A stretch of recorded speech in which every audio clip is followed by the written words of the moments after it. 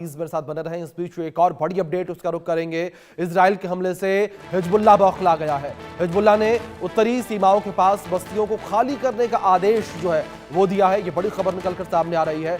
लेबनानी संप्रभुता और नागरिकों पर हमले बर्दाश्त नहीं होंगे, ये दावा किया गया। नागरिक संरचना की तबाही और जबरन विस्थापन का जवाब दिया जाएगा।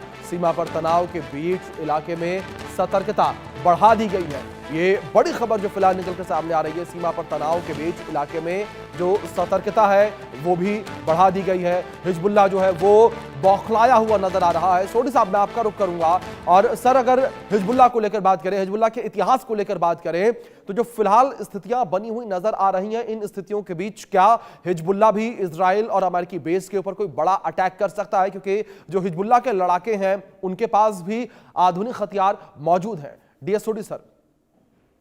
देखिए, जो हिजबुल्लाह के लड़ाके हैं उनके पास जो हथियार है वो भी उनको मोस्टली ईरान से ही मिले हैं। बिल्कुल। और हिजबुल्लाह जो है वो ईरान का प्रॉक्सी है। हिजबुल्लाह इसराइल के लिए एक बहुत बड़ी थ्रेट है, अभी बना हुआ है। और इसराइल पूरी कोशिश करेगा कि हिजबुल्लाह को कंप्लीटली एलिमिनेट करें।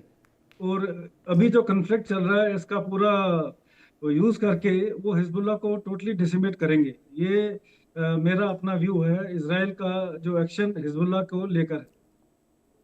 बिल्कुल बिल्कुल सर, जाहिर तौर पर जिस तरीके से आपने जिक्र किया, लेकिन दूसरी ओर हिजबुल्लाह को लेकर बात करें संजीव जी, तो जो स्थितियां इस वक्त नजर आ रही हैं, क्या आपको लगता है संजीव जी कि इन स्थितियों के बीच हिजबुल्लाह अटैक करेगा? क्योंकि फिलहाल केवल इजराइल जो है वो अटैक नहीं कर रहा है ईरान के ऊपर, बल्कि अमेरिका भी शामिल है।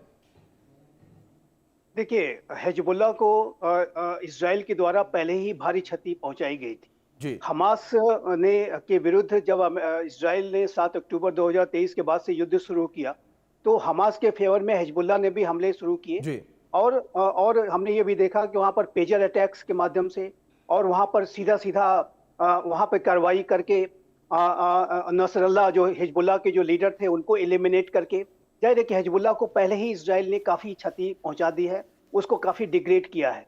लेकिन हिजबुल्लाह चूंकि ईरान का ही टेरर प्रॉक्सी था और सबसे शक्तिशाली अगर टेरर प्रॉक्सी था तो हिजबुल्लाह ही था, जिसको कि इजराइल ने पहले ही कमजोर किया है।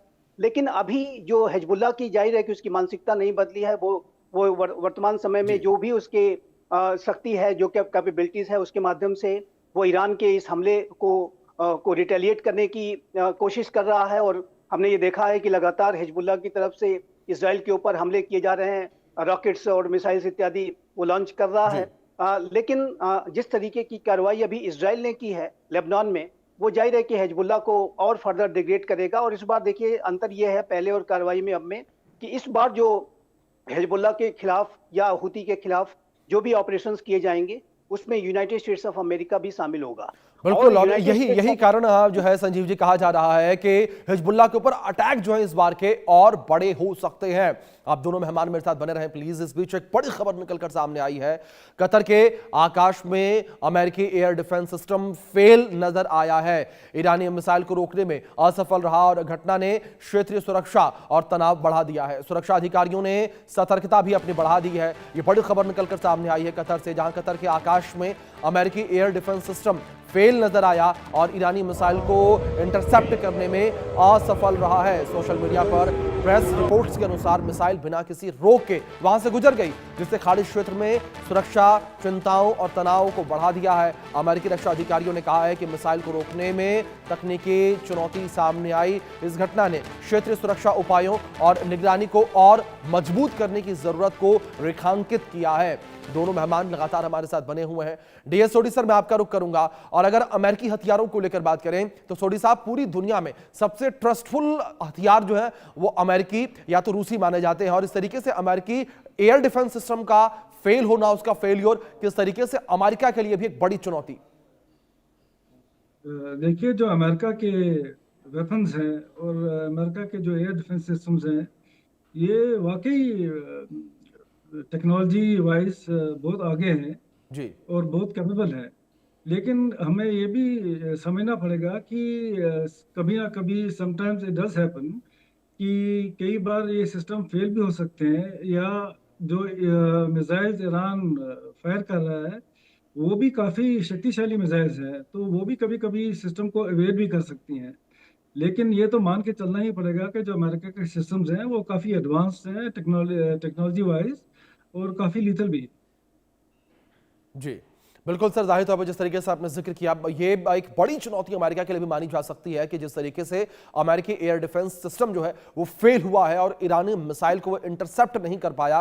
ये अमेरिका के लिए एक बड़ी चुनौती साबित होता नजर आ रहा है। संजीव जी, दूसरी ओर इस युद्ध के हालातों के बीच जिस तरीके से अगर अमेरिकी हथियार के फेलियर को लेकर बात करें, इसे आप किस तरीके से देखते हैं? क्या आपको लगता है कि ये अमेरिका को एक स्टेप पीछे लेकर जाएगा?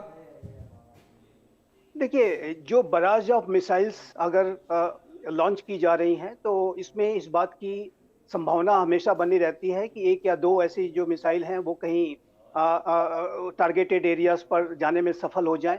और ऐसी इस तरीके की जो रिपोर्ट्स हैं वो इजराइल के संदर्भ में भी उतनी सच हैं जितना कि जी अमेरिका के संदर्भ में। तो ये जो एक एरर और एक जो थोड़ी इस तरीके की सफलताएं एडवर्सरी को जरूर मिल जाती हैं बिल्कुल। कि वो संजीव जी, इस पर बात करूंगा आपसे, लेकिन एक बड़ी खबर निकलकर सामने आ रही है। ट्रंप की धमकी को लेकर ये अपडेट सामने आई है, जहां ईरान को ट्रंप ने एक सीधी धमकी दी।